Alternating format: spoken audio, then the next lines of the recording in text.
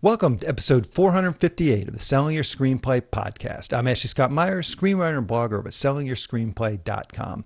Today I'm interviewing writer-director Hunter Johnson, who just co-wrote and directed a contained horror feature film called Sawed Off. It's a very high-concept horror idea where people keep dying, sort of like in Groundhog Day, where they die and come back to life, obviously in a horror setting. So there's these three people just killing each other over and over again. Makes for a really contained, easy to produce, high concept horror film. So it's definitely something to check out. We talk about how this film came together for him and how he got it produced. So stay tuned for that interview. If you find this episode valuable, please help me out by giving me a review in iTunes or leaving a comment on YouTube or retweeting the podcast on Twitter or liking or sharing it on Facebook. These social media shares really do help spread word about the podcast, so they're very much appreciated. Any websites or links that I mentioned in the podcast can be found on my blog in the show notes. I also publish a transcript with every episode in case you'd rather read the show or look at something later on. You can find all the podcast show notes at www.sellingyourscreenplay.com/podcast, and then just look for episode number 458. If you want my free guide, How to Sell a Screenplay in 5 Weeks, you can pick that up by going to sellingyourscreenplay.com/guide. It's completely free. You just put in your email address and I'll send you a new lesson once per week for 5 weeks, along with a bunch of bonus lessons. I teach the whole process of how to sell your screenplay in that guide. I'll teach you how to write a professional log-on inquiry letter and how to find agents, managers, and producers who are looking for material. Really is everything you need to know to sell your screenplay. Just go to sellingyourscreenplay.com/guide. So now let's get into the main segment. Today I am interviewing writer-director Hunter Johnson. Here is the interview. Welcome, Hunter, to the Selling Your Screenplay podcast. I really appreciate you coming on the show with me today. Hey, thank you for having me. I really appreciate it, Ashley. So to start out, maybe you can tell us a little bit about your background. Where did you grow up and how did you get interested in the entertainment business? I grew up in a suburb of Milwaukee, Wisconsin, and I started as an actor in children's theater and in the school plays and that type of thing. So I did a bunch of acting and amateur filmmaking in high school. And once I got to college age, I decided I wanted to pursue acting full time. And rather than being one of the actors that was doing all the college theater productions, I was the actor that was hanging out with all the film students and doing all the student films and kind of learning the process of filmmaking just by being on set and watching it happen. So once I graduated college, I went to Columbia College, Chicago.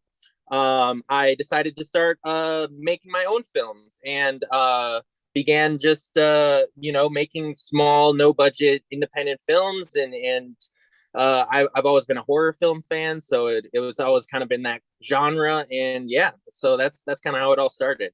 Okay, perfect. So just bring us up then from you're doing these shorts, these basically no budget shorts, bring us up to the point where you're now starting to do features, and then we'll get into Sawed Off specifically. Just take us through that process. What are those leaps that you had to get over going from just no budget shorts to actual feature films? Yeah, for sure. I think the biggest leap for anybody, and for myself in particular, is a mental leap. It's almost just as hard to make a short film as it is to make a feature film, depending on what kind of feature film you're doing. I made my first two shorts in Los Angeles when I moved there after college.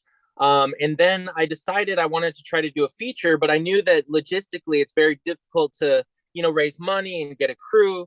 So I just figured to shoot my first feature film on an iPhone. I had some friends that had done it and were successful with it. I knew I could keep the budget and the costs very low. I knew I'd have a lot of flexibility in terms of where I could film it and the amount of crew I needed to have to man that type of film.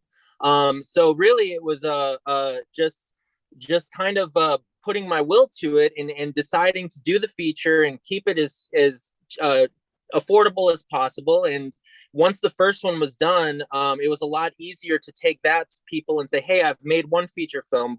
Let's make another one," and kind of grow from there. Mm-hmm. Yeah. Excellent advice for sure.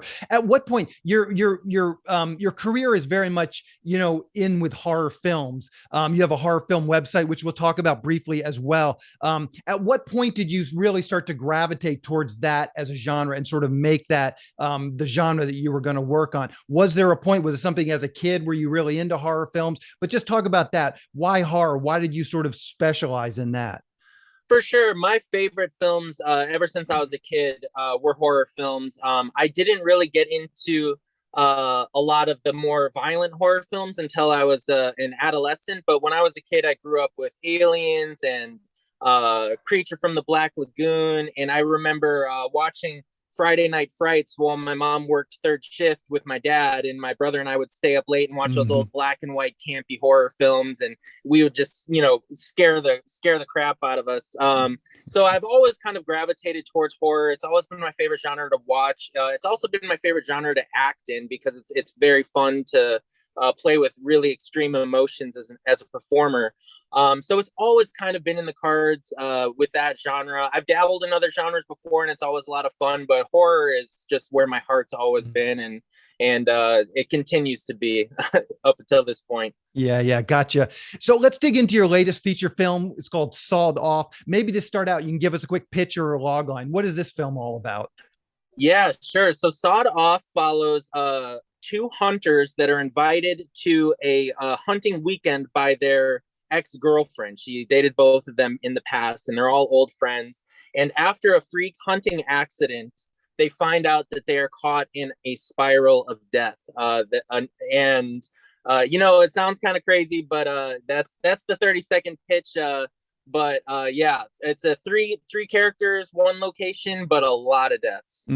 So talk about that a little bit. I mean, when I was just reading the log line on IMDb, it strikes me as sort of the perfect low budget contained horror film. As you say, there's literally an unlimited number of deaths. You only need three actors. Your location's pretty easy. How much does this play into your thinking when you're taking on a movie and you're trying to get a movie produced? Just the practical aspects of something that you can do. Yeah, no, I mean it worked out perfectly. It is, I mean, it's a low budget picture, but there's so much logistics that you have to think about when you're deciding to do a film. So we knew the original screenplay that we wrote or that we adjusted, I should say, had a lot more characters, a lot more locations. So we kind of pared it down to just three actors, one location or one principal location, I should say. And so that definitely played into it. And also, I'm attracted to character driven pieces. So the thought of doing a three actor, one location piece was appealing to me. And I hadn't really done anything like that before. So it was for logistical reasons, but also for like a creative challenge on my part, and to find three great actors that could carry a film for 80 minutes. So it's kind of a combination of both. I wouldn't say we let the budget hinder us, but it's definitely part of the Mhm. process when you're planning a film. Yeah, yeah, for sure. So I noticed on IMDb the story by credit goes to Chuck Wagner. I guess that was a comic book from the 80s. Can you talk about that a little bit? Number one, how did this comic get on your radar? And then ultimately, how were you able to secure the film rights for it?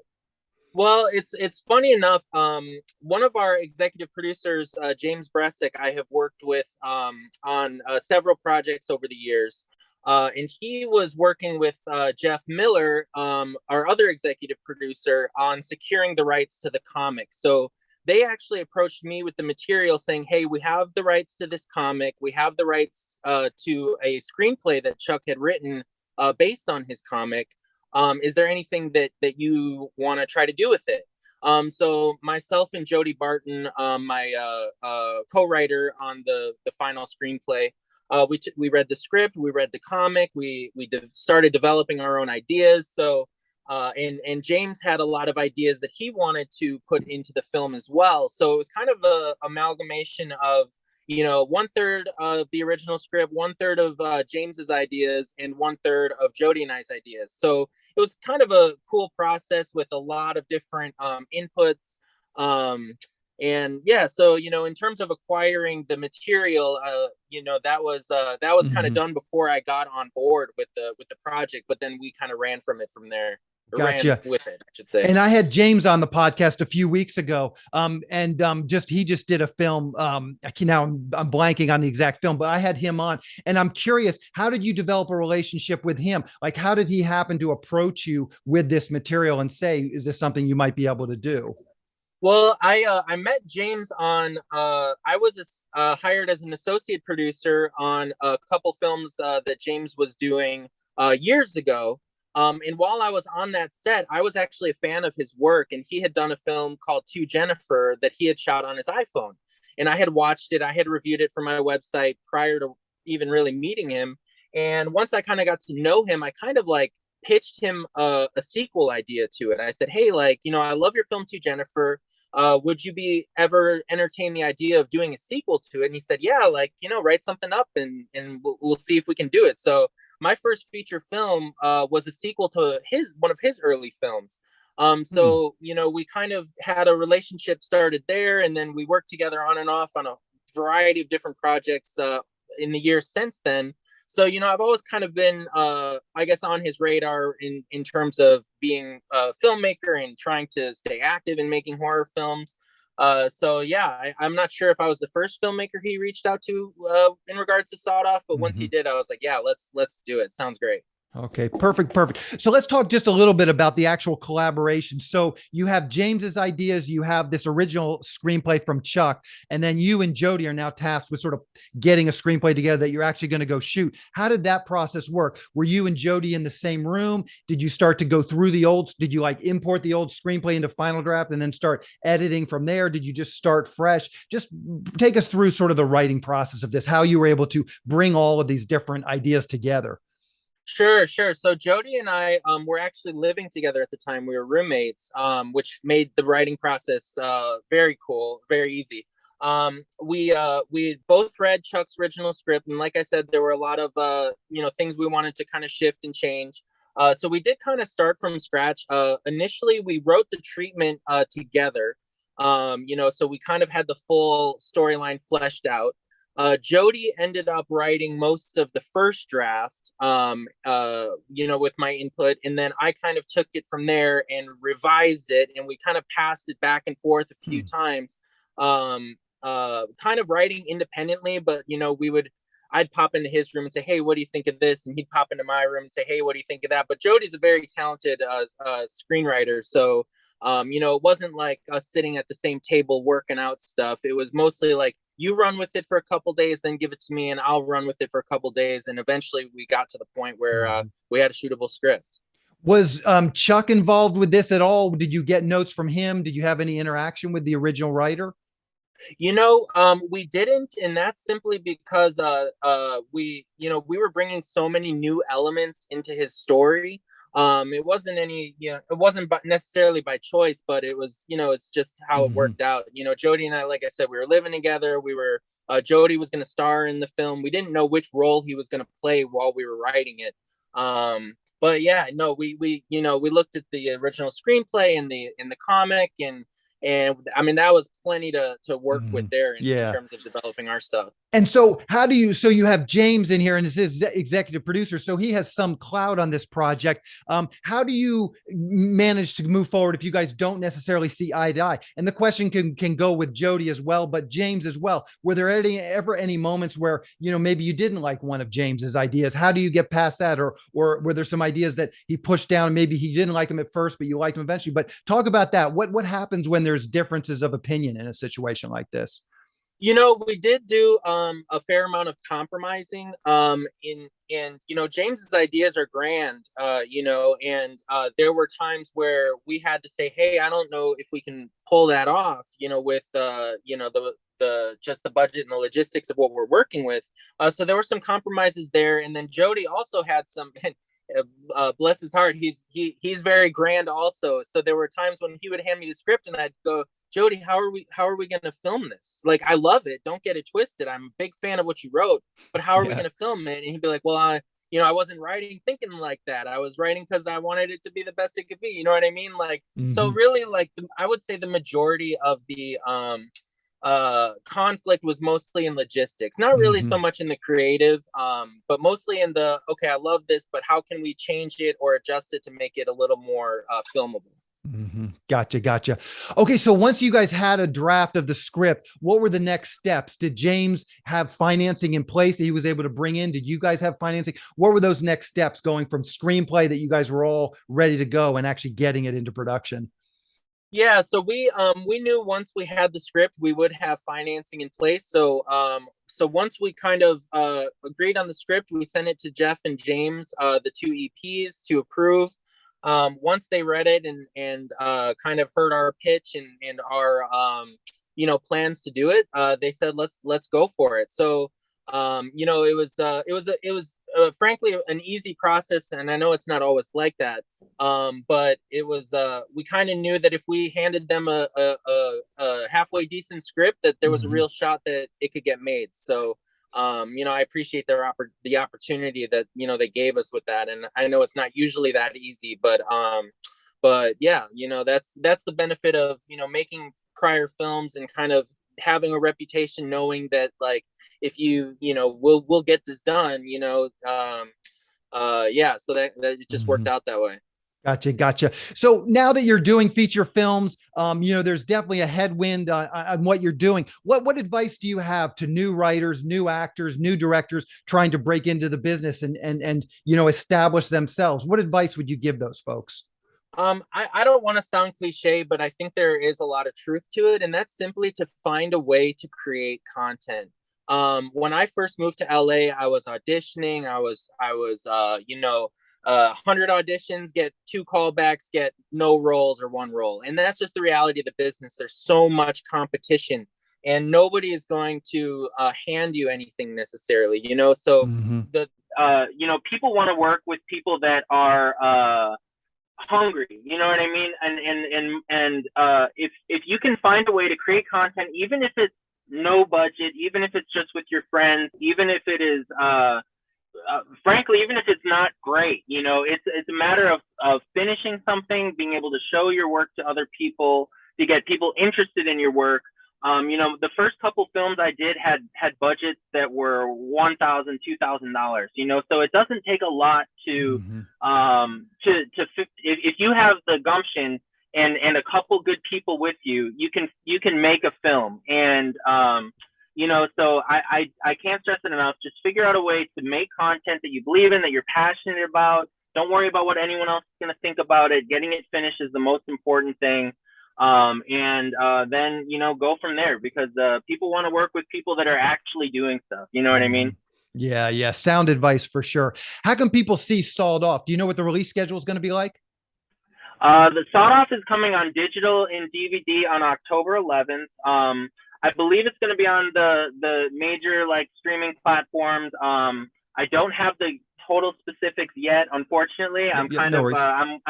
I'm with everybody else. I'll find out on the 11th. But if you just go to your search bar on your Mm-hmm. computer, your TV, and type Sawed Off, it should pop right up.